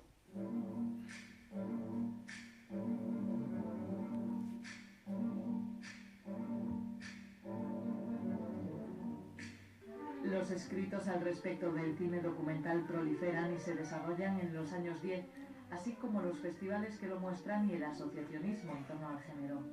Los estudios específicos crecen exponencialmente y la cultura del documental entra en una fase de cierta normalización creativa. Muchas salas comerciales pequeñas se abren a estas propuestas o se dedican en exclusiva al género. El resultado es una llegada mayor a un público más amplio y predispuesto. El documental no para de crecer y desafía sus límites estéticos, primero desde el debate de realidad-ficción del modernismo para llegar al posmodernismo, con fórmulas sensoriales, performativas, oníricas o incluso híbridas. Esta realidad comienza a salir de España y a ser una nueva embajadora cultural en el exterior, sumando más participaciones y presencias en festivales internacionales en el último lustro que todo el cine español en las 2 décadas anteriores. La presencia del cine documental y de no ficción como una realidad cultural, y en consecuencia este escenario, ¿atienden los agentes de sectores públicos y privados al género de manera conveniente? La normalización del documental pues llega en esta segunda década, gracias a todos estos agentes que hemos ido hablando en la primera parte del debate, y me gustaría, Gonzalo, lanzarte a ti, ¿no? Que nos hables de esta normalización, ¿no? Porque bueno, hay como dos cuestiones completamente distintas, ¿no? La primera es esta de la normalización, que yo no tengo demasiado claro, o sea, no sé muy bien a qué os referís cuando habláis de normalización, porque realmente yo creo que, o sea, si por normalización hablamos un acceso regulado, no sé, habitual, una presencia constante de documentales en los circuitos comerciales, etcétera, creo que no estamos en ningún caso en esa situación. Por eso añadimos normalización creativa, es decir, que lo que queremos decir es que el creador, pues a la hora de acercarse al documental, claro, pues ya tiene todos estos ejemplos a mano, ¿no? Ya no se encuentra perdido o buscando su camino, sino que tiene unas referencias que antes no tenía. Sí, vale, en ese sentido sí, o sea, en ese sentido creo que por lo menos efectivamente todo esto lo que hemos estado hablando antes, ¿no? Los trabajos universitarios, los másters, la introducción de los estudios del documental en las universidades, ayudan efectivamente más o menos a que el documental deje de ser o no sea solamente ese capítulo pequeño en las historias del cine, ¿no? Yo tengo un libro en casa de estos míticos de historia del cine en el que el documental es como una especie de capítulo al final muy muy cortito en un libro de 700 páginas. en ese sentido puede ser que haya una cierta normalización, creo que todavía hay mucho por hacer en ese sentido, pero bueno, me parece que sí se va avanzando y hay, bueno, creo que se puede seguir trabajando. Respecto a lo otro que apuntabas, me parece que sí, es decir, creo que si uno mira más o menos esta especie de historia intermitente, esta casa de fantasmas, un poco de la historia del documental en España, efectivamente, creo que de alguna manera ha sido, como lo ha sido internacionalmente, las ciertas ideas de la posmodernidad han entrado a través de prácticas documentales. Es decir, han sido ahí donde en clase hablamos de estas cosas, ¿no? De cómo pues, las cuestiones más performativas, de puesta en duda incluso del propio conocimiento de uno mismo, de las propias experiencias, es decir, de estos giros personales del documental que no tienen tanto que ver con una cuestión ególatra, sino casi con una cuestión de reconocimiento de los límites del propio cineasta ante el mundo. Bueno, la verdad es que no sé si la pedía de verdad, porque pues, con las intervenciones se van activando muchas cosas en la cabeza. Yo manejo un concepto de posmodernismo muy diferente al que está manejando Gonzalo. Para mí el posmodernismo son los Simpson y otras películas y el cine popular, obviamente, con toda la referencia. En fin, pero no nos vamos a desviar por ahí. Pero sí que surgió también por algo que había dicho antes Elías, ¿no? Cómo formamos a los estudiantes que después tienen que hacer una entrevista, si van a trabajar para formatos televisivos, ¿no? Y, digamos, ese medio mal que ha hecho determinado mainstream de documental creativo. Porque a mí a veces me ocurre, si yo pongo un documental con un gusto parlante, los alumnos se me echan encima. Entonces yo siempre digo, bueno, y Antoni Muntadas, posiblemente nuestro mejor videocreador, no hace más que gustos parlantes, ¿no? En algunas de sus obras. Con lo cual, lo que hablaba antes, creo, sobre la diversidad, ¿no? Esas aperturas a diálogos en lenguajes o dispositivos mucho más plurales, me parece, ¿no?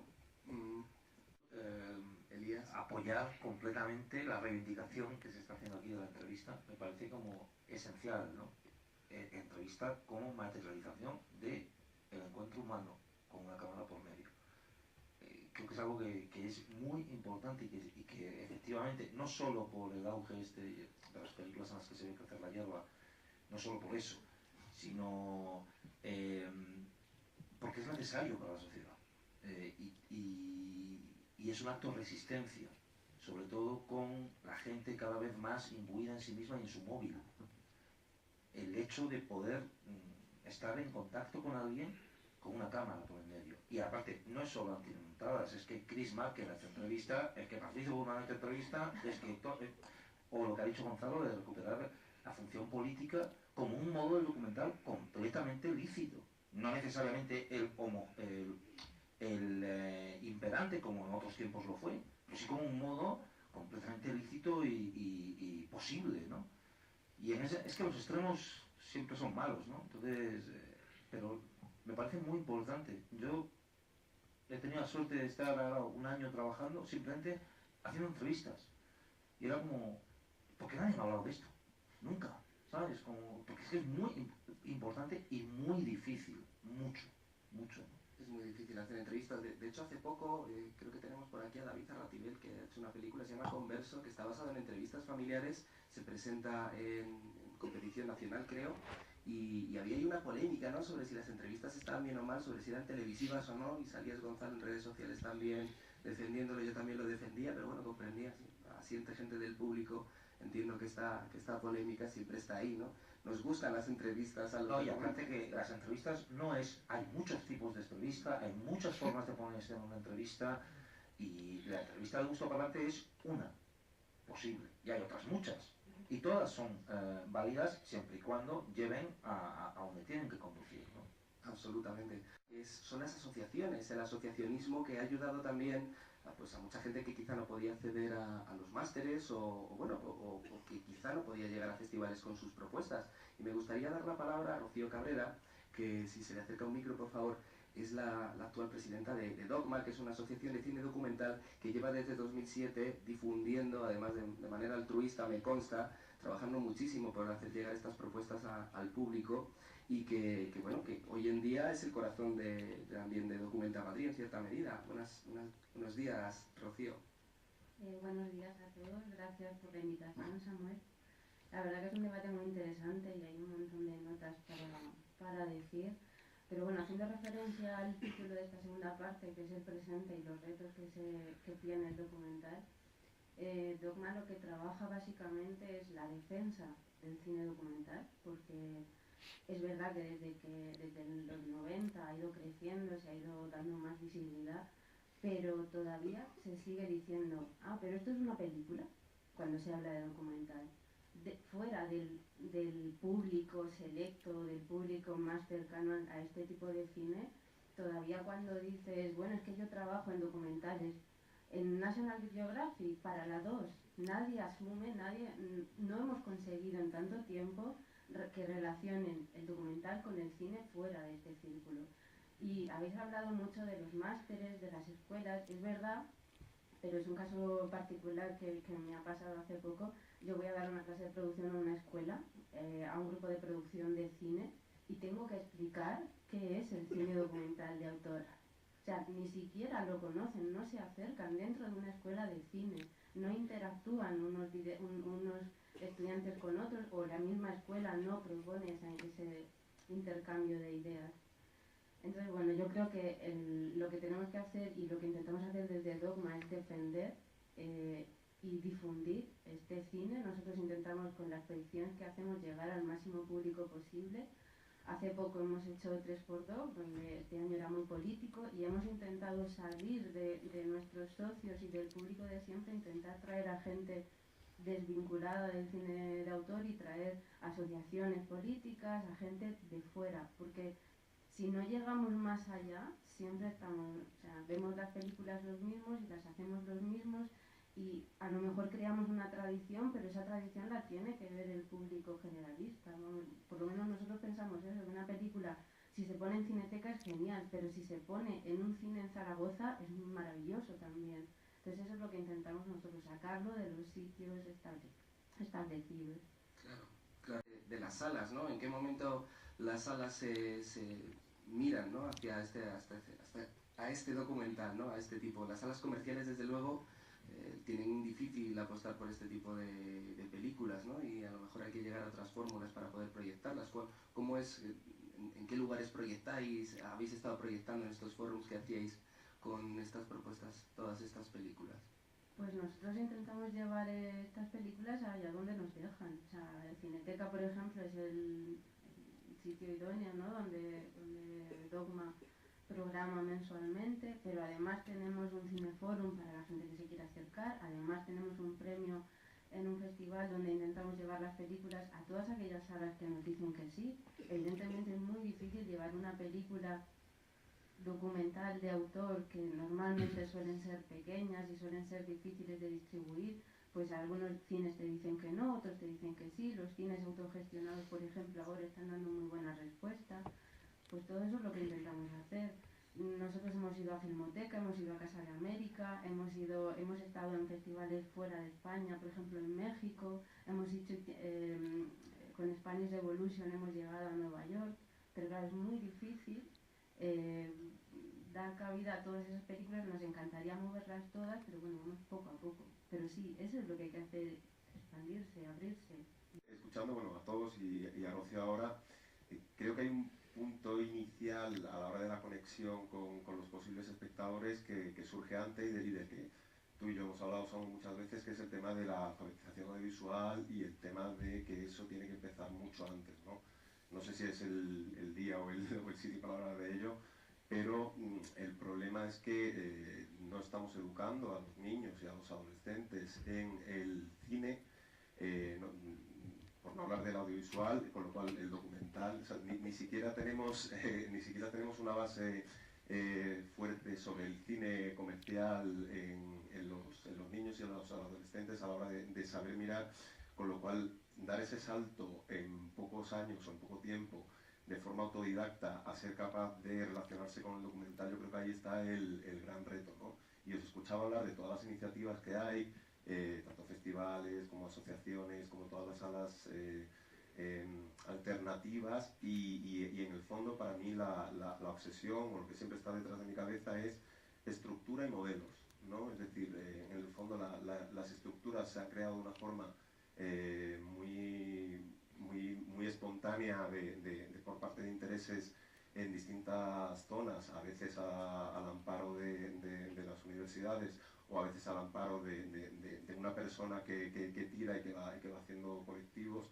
pero en el fondo la necesidad de estructurar eso es donde creo que necesitamos abundar para poder llegar a un público más amplio, más formado y que sea capaz de disfrutar de esto, sin la necesidad exclusiva de que sean autodidactas a la hora de mirar, ¿no? Claro, esto lo y proyectos educativos en torno al cine documental, y sí, parece necesario, ¿no? para que las propuestas puedan llegar más lejos, ¿no? Y que no sigan siendo islas en una cinematografía como la española. María Luisa, ¿querías aportar algo? Creo que después vamos a hablar, ¿no?, del lugar que nos acoge Cineteca, un poco más. Iba a dar paso a eso precisamente. Pues antes de eso voy a hacer una cuña precisamente sobre lo de la alfabetización, ¿no?, porque también está Antonio Delgado aquí, mientras fue el fundador y director de Documenta Madrid. Había actividades de documental en los colegios, un trabajo que fue complicado de montar y que creo que en esta edición se está rescatando. Y también quería hablar del trabajo en una ciudad como la que estamos, en Madrid, de Pilar García Elegido desde la Comunidad de Madrid, con todas las actividades que hace de difusión del cortometraje, que muchos son documentales y son documentales de autor y que se hacen circular, sobre todo gracias al esfuerzo de Pilar, que tiene un Goya, el mejor cortometraje documental. Vamos a Pilar. Eso es.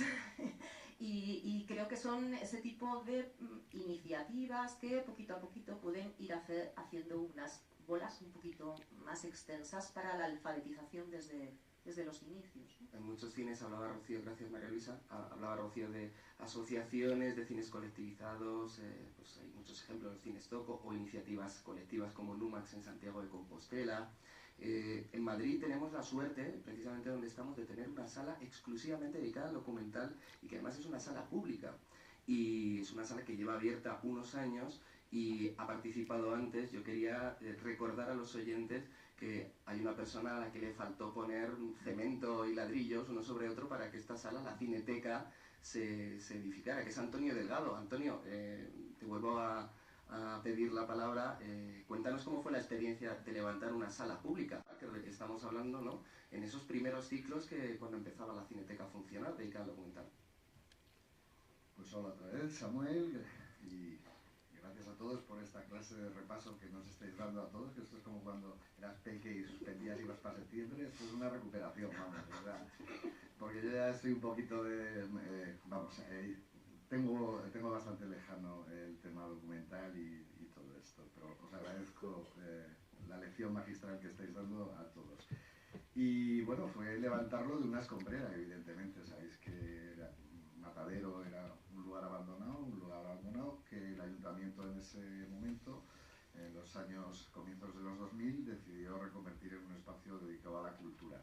No solo lo que es Cineteca, sino todo el resto, y hay algunos edificios que todavía no están acondicionados, etcétera. Incluso alguno que se ha acondicionado, como la nave de la música o la nave Red Bull y tal, que lo acondicionó una empresa privada para hacer conciertos durante un verano. Y bueno, pues esto era, pues la zona donde está la cantina era la caldera del Matadero, y todo lo demás era pues absolutamente una escombrera, y se nos planteó pues concretamente a mí, que en aquel momento era asesor de cine de la Comunidad de Madrid, como totalmente de acuerdo con lo que habéis estado hablando, sobre todo Gonzalo y María Luisa, del tejido, de la urdimbre. O sea, cuando hablamos de asociaciones, pues también antes de Dogma estaba Docus. Bueno, realmente es como cuando oímos entrevistas a Alaska o a esa gente, a Pedro Almodóvar, sobre el tema de la movida, ¿no? Que, pues, no éramos conscientes de que estábamos haciendo una movida. O sea, no íbamos y decíamos, venga, somos los de la movida. O sea, la movida es un fenómeno, es un movimiento que surgió en España en unos años, como este interés por el cine de no ficción. A mí me gusta no ficción, pues surgió de una confluencia de la universidad, las asociaciones, los creadores, los críticos, la gente que escribía sobre ello, la existencia de la generación de festivales, la mayor atención de los festivales generalistas, por supuesto Elías, o sea, las tecnologías digitales o el abaratamiento de los costes que permitía a la gente antes hacer una película en 35 era muy complicado y muy costoso, o sea, muy costoso, los que lo hemos hecho lo sabemos.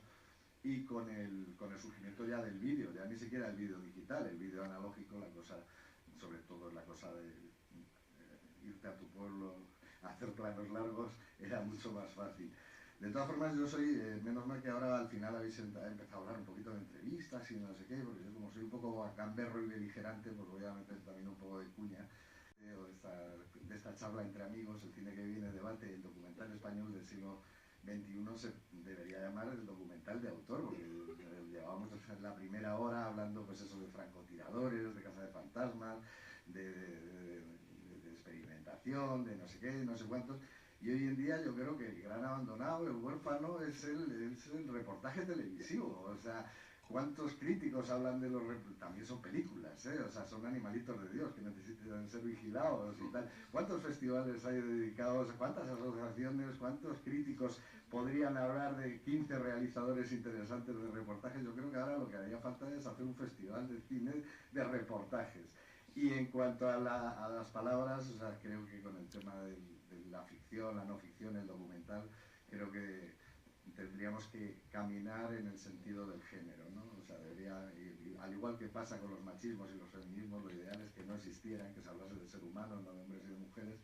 Yo siempre he pensado que deberíamos dejar de hablar de cine de ficción, de cine de no ficción, de género, de reportajes, de documentales, y hablar de cine, de películas. Muchas gracias por este tipo de propuestas. Elías, tú estás preparando una película desde hace unos años, apuntes para una película de atracos. Cuéntanos un poco tu experiencia, cómo está siendo de financiarla. Bueno, es una película que tiene un punto de partida distinto, porque hay una productora detrás, una productora pequeña, pero sí hay un soporte, y ese soporte es fruto de una colaboración que viene de años de la película anterior y también de cortometrajes. Aún así, pues muy complicado, porque ir consiguiendo... Para mí hay una clave que tiene que ver con todo esto, y es que el documental, lo único para mí lo que al final lo distingue de cualquier otra forma de cine es el tiempo, y lo que hace el documental, una producción documental, es comprar tiempo, y el tiempo, dependiendo de qué tipo de documental, es un peaje absolutamente imprescindible para conseguir que aquello llegue a algún sitio de interés, ¿no?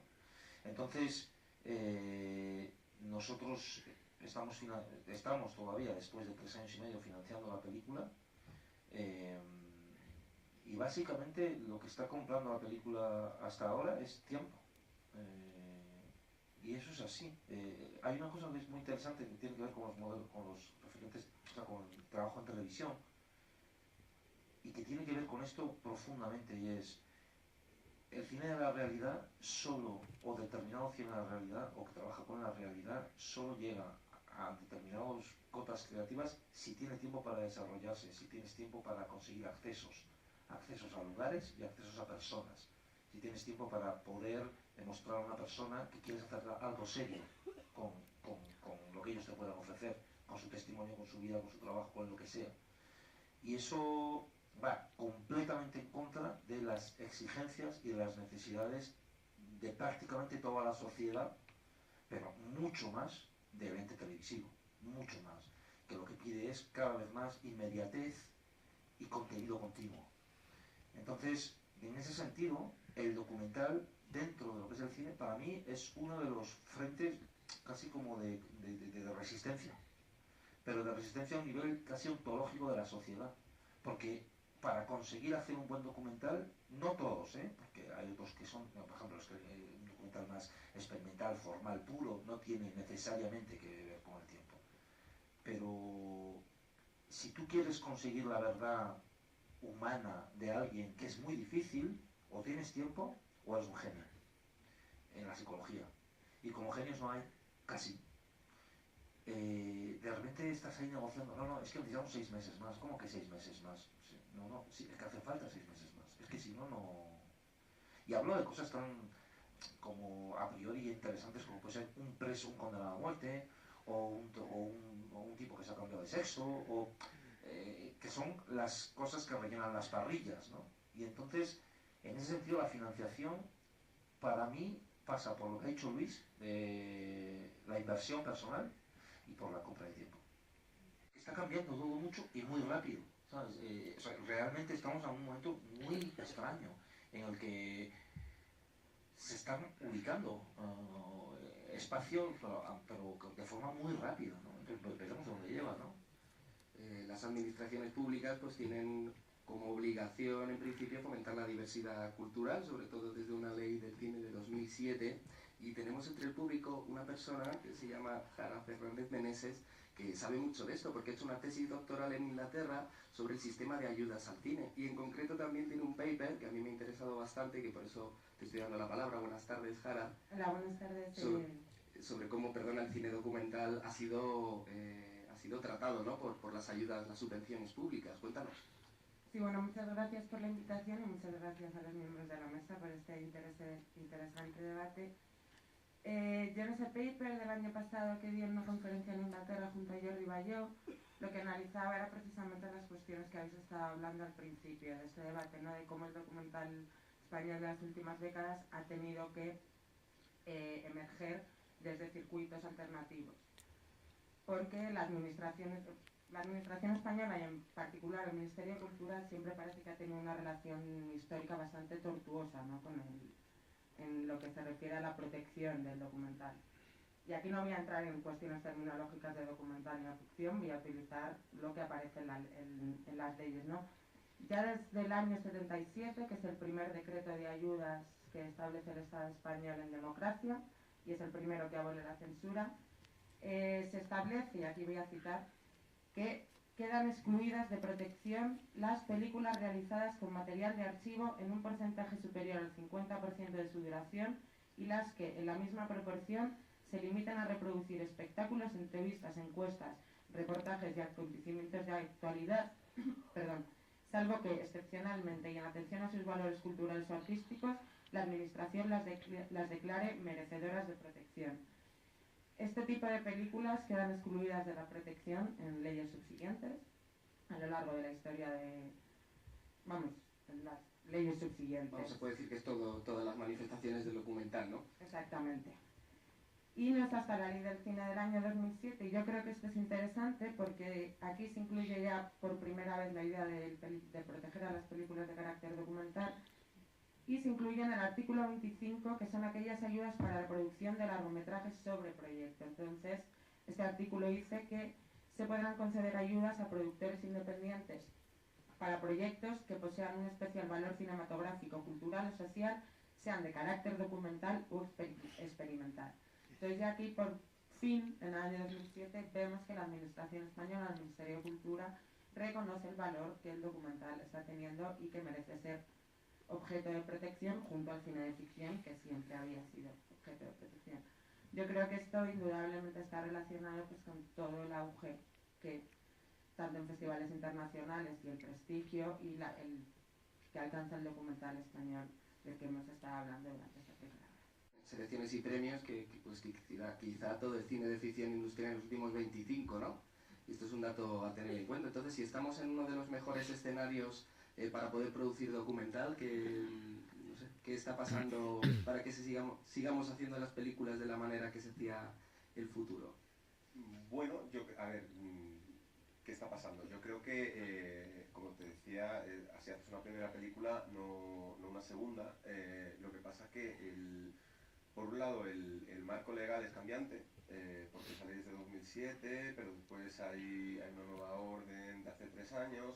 También es cierto que aparecen y desaparecen los apoyos de ciertas comunidades. Después la relación con las televisiones, en este momento, para hacer películas ya de cierta envergadura, que necesiten cierto tiempo o cierto equipo, o que tengas que irte a rodar fuera, ya vas a necesitar una cantidad económica importante.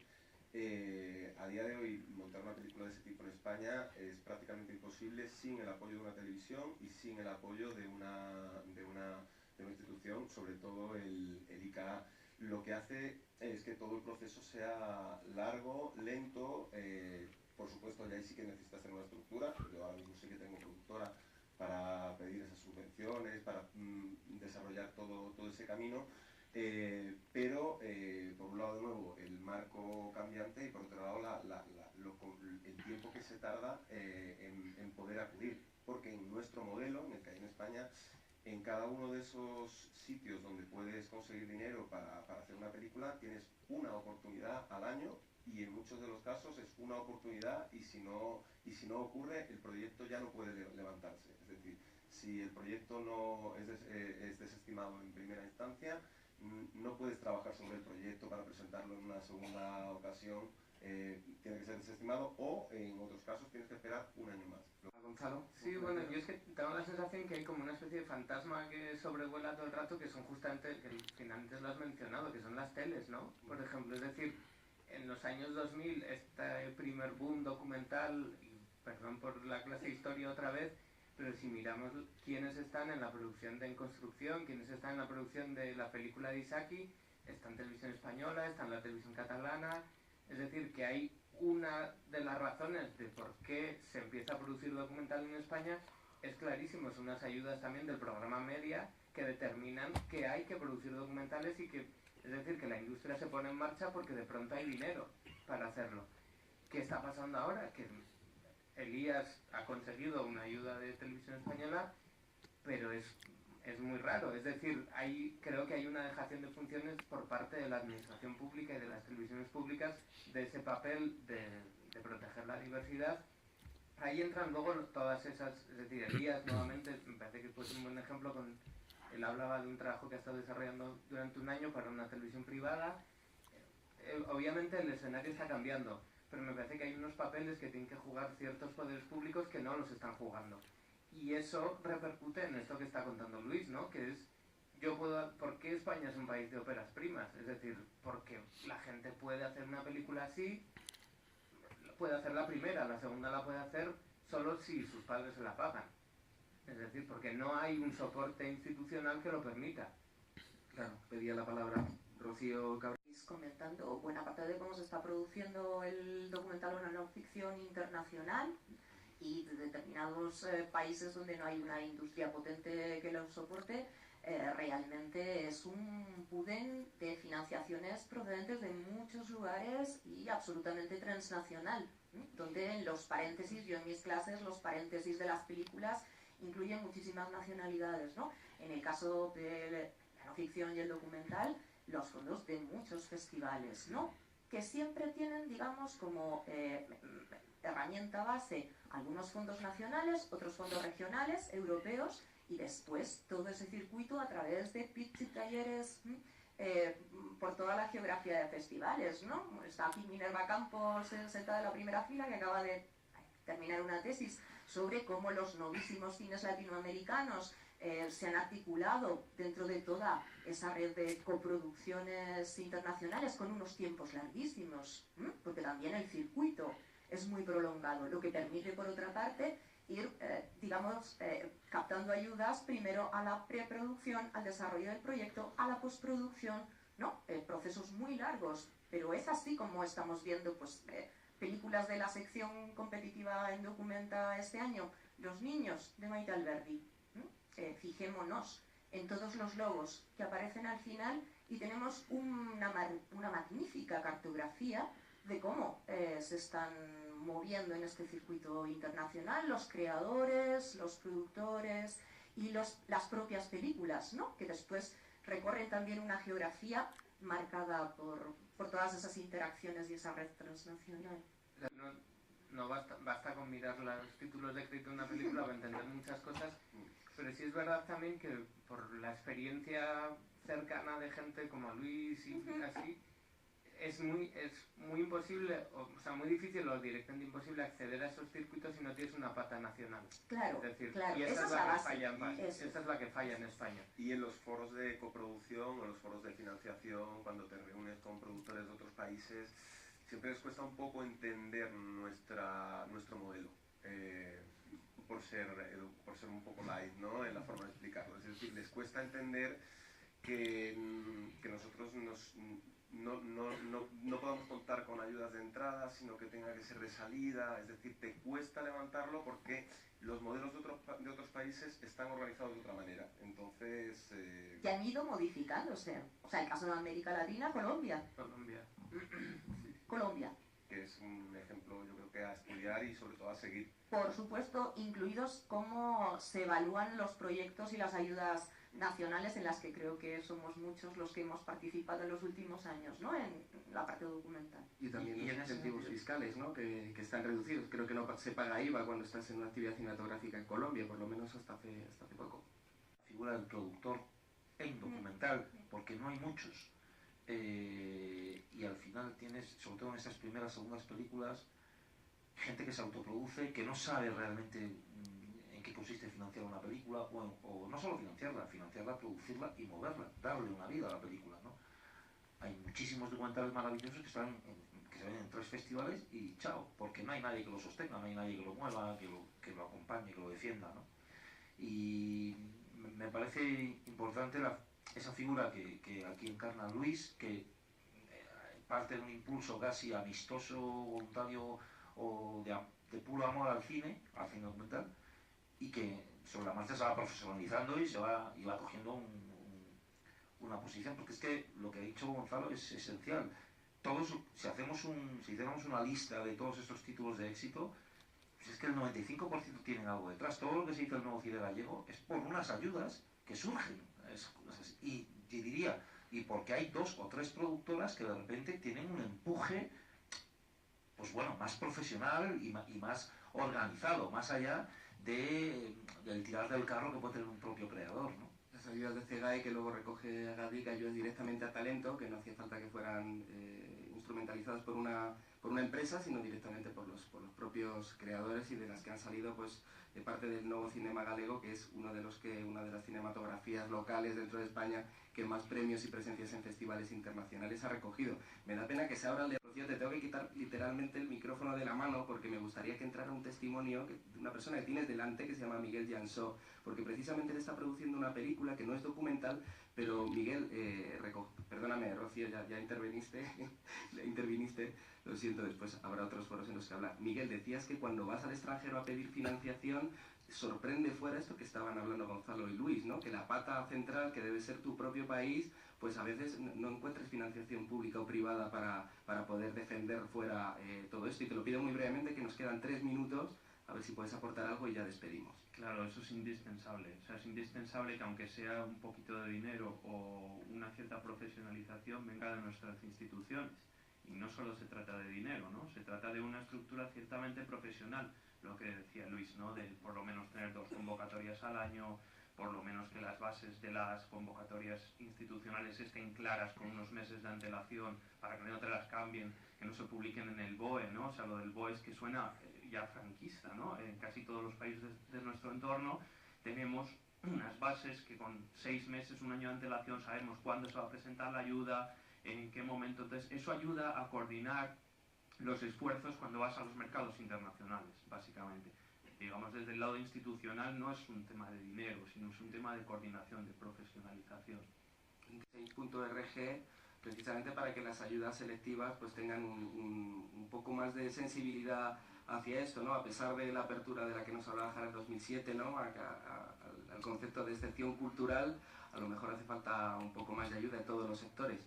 En cualquier caso, os agradezco a todos los que habéis estado aquí conmigo, a todo el público asistente y a todos los que están en sus casas o en sus coches a través de rtv.es escuchándonos. Más que un debate, porque ha habido poca participación, pues parece que ha sido más como un relato colectivo, ¿no?, una pasada por lo que han sido todos estos años de documental. Y bueno, pues espero que los que nos hayan estado escuchando, pues quizás se haya plantado en ellos una semilla, ¿no?, que se vaya abriendo y que nuevas generaciones continúen esta construcción de este género tan increíble y tan infinito, por lo menos bajo mi punto de vista, que es el cine documental. Os pido un fuerte aplauso para los que estáis aquí, a vosotros mismos.